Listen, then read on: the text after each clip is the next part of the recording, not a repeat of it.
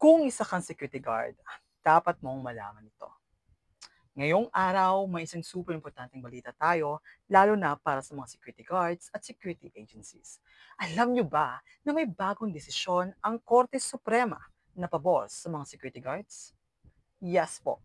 Ayon sa kaso ng Cosme versus People, hindi agad-agad pwedeng ikulong si Kuya Guard kung akala niya ay legal ang baril na hawak niya. Napaka-exciting, di ba? Tara, hihimay-himayin natin yan. Ang sabi ng Korte Suprema, kung ikaw ay isang lisensyadong security guard at binigyan ka ng baril ng agency mo, tapos naniniwala ka in good faith na legal ang baril na yon, hindi ka dapat kasuhan ng illegal possession. Ibig sabihin, kung wala kang intensyon na lumabag sa batas at may tiwala ka na legal ang baril na yan, may protection ka under the law. Kaya mga Kuya Guard, huwag kabahan agad.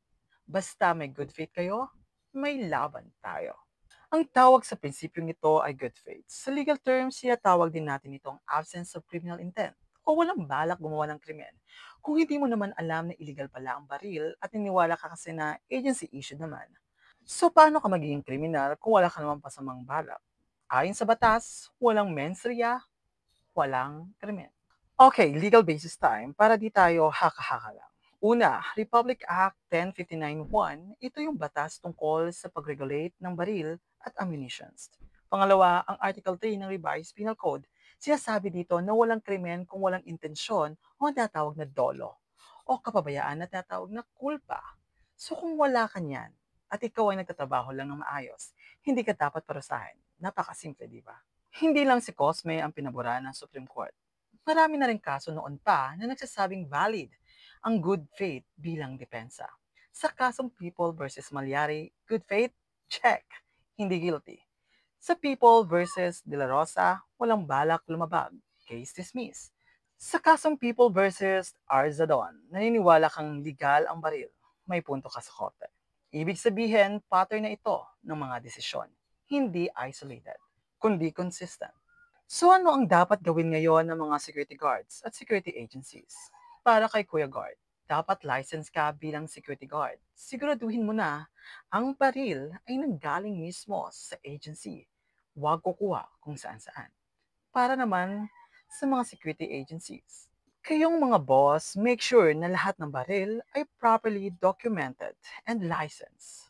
Kasi kapag may sablay sa papel, hindi si guard lang ang pwedeng managot, kayo rin.